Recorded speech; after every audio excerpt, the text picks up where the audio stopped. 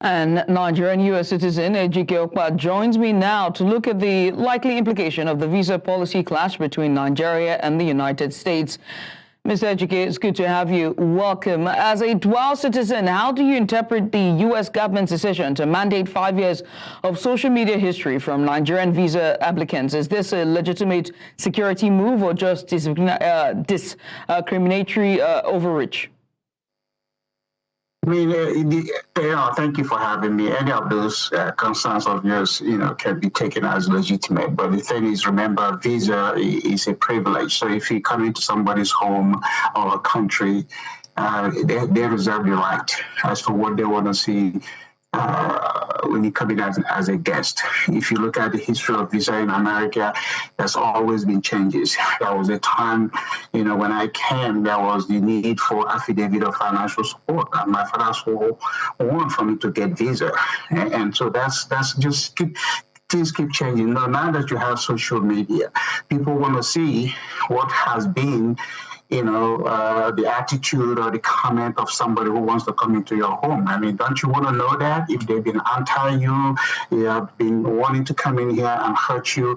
So I don't think it's not an overreach. If Nigeria wants to counter, Nigeria reserve the right to do it. But if they don't want to do it, that's fine. This is about the students coming in here, and the students are not coming as Nigerian scholarships.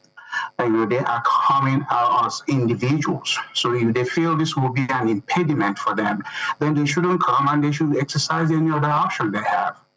So I mean, from your response, do you also feel like, giving that as is the country's discretion, if you're inviting, if you're accepting someone in as a visitor, you must, be sure to do all your due diligence. So Nigeria's federal government vowing to implement a reciprocal policy should not, that means is welcome for you, giving your response.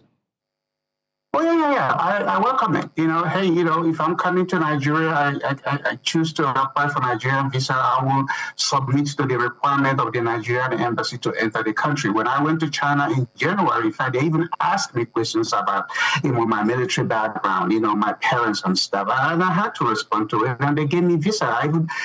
They even asked me if a family member of mine is in the military. And I said, yes, my son is a Marine officer. There's nothing to hide. So all I'm just saying is that every country should have the integrity, every country should have the respect for themselves, and then you create the conditions to let other people know. If you want to come, these are what it is. If you want to waive it, we waive it. So Nigeria shouldn't get offended. America shouldn't feel that they are undermining Nigeria. It's a matter of choice. It's a matter of, options. If you don't like it, don't come. And you don't see a diplomatic fallout from this if Nigeria decides to go tit for tat? Well, if Nigeria don't like it, all you got to do is recall your Nigerian and diplomatic people from America, and then America will reciprocate and withdraw their own, and then that's end of the relationship. But if you see that, hey, there's some opportunity for you to go in and have a dialogue with the State Department, and then you create that through the ambassador, U.S. ambassador in Nigeria, and say, hey, we would like to talk about this. Nothing is, a done deal until negotiations fail. So I don't, I just came back from Nigeria. I don't think Nigeria should be rattled by this. It creates an opportunity for Nigeria to really engage, through the ministries that are concerned. But if they feel that America is offending them and this is offensive, they're entitled to that feeling, and they're entitled to say, hey, we're going to do the same thing. Brazil did it, but then who's going to Brazil? To be honest, who is going to Brazil? Won't let anybody go in there. So when you do certain things, you have to also, think about, hey, if I do this, who actually is going to be coming? It's going to be Nigerians. It's going to be Nigerians who come in. Americans may say, hey, I don't have any reason to go. Or if I do, I can go and meet the requirements and do what I have to do. So there's no need for, feeling offended or feeling, rattled because of a policies. Policies are made, and then you go in and talk about those policies in such a way that its impact will not negatively affect you. So giving a perspective from both sides, right, and given that you are a Nigerian citizen, I want to ask about Nigerian citizens in the diaspora, specifically in the U.S. How do you, I'm sure you felt the pulse, how do they generally perceive the U.S. immigration policies, especially under the Trump, Rubio's eras, as stricter enforcement? because there's definitely going to be family that wants to come and visit. There might be young couples who need their parents to come doing omugo, they might want to go in and out. There's so much when it comes to immigrations and all the nuances of that. How is it perceived over there? Well, not every Nigerian in America is a U.S. citizen. I can give you how many Nigerians are actually citizens, but that's not a here or there. So, American immigration recognizes family. If there's an opportunity for you to come see a family member, or that the person is sick, or having graduation, or they're doing a wedding, there are forms. If you go to the American immigration thing, it's all form driven. Each form is specific to certain things. Even when you have a fiance in Nigeria, you have 90 days to apply a petition for them to get a visa for entry. All of those things are in there. So, but there are some circumstances that can enable the consulate officer to waive certain things.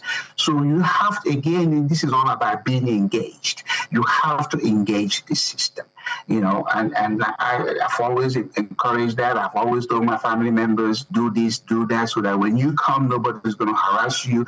As long as you want to stay, you can go. My mother-in-law just left. She just went back to Ibadan. She's been here with us for months. She has never had any problem coming, because before she comes, we will have to coach her, guide her as to what to do. So all I'm saying is that people should focus on what really matters, not about going to somebody's country because they think it's a right of them to do. It's not a right. Immigration is a privilege. Mr. Akbar, it's not a right, it's a privilege, right?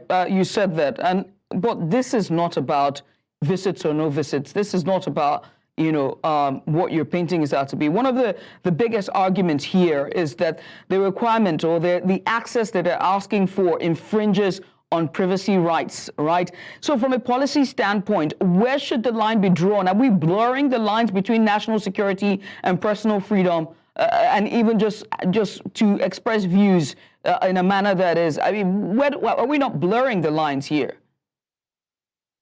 Lines. If I really making it clearer, just so for your own information, I'm being considered for an appointment, and in part of this appointment requirement is that I have to disclose all my social media platforms so that they can go in and look at what I have been posting or have been saying. This is just a requirement. This is not a deal killer. So national security, yes, there are people who want to enter America as terrorists and attack America. It used to be, in the history of America, we have had nationals who come in here and done things. The guy who killed Lincoln, he was a German immigrant, and that, because of that, enabled the American government to come back and start putting in requirements and conditions. So in today's world of social media, people want to know, because when you're out there and posting something that is antagonistic, or that say, if I get over there, I'm going to do X, Y, Z, then people want to know it. And then the person you go into their home, remember, every country is a home for the people who are resident over there. And they want to know,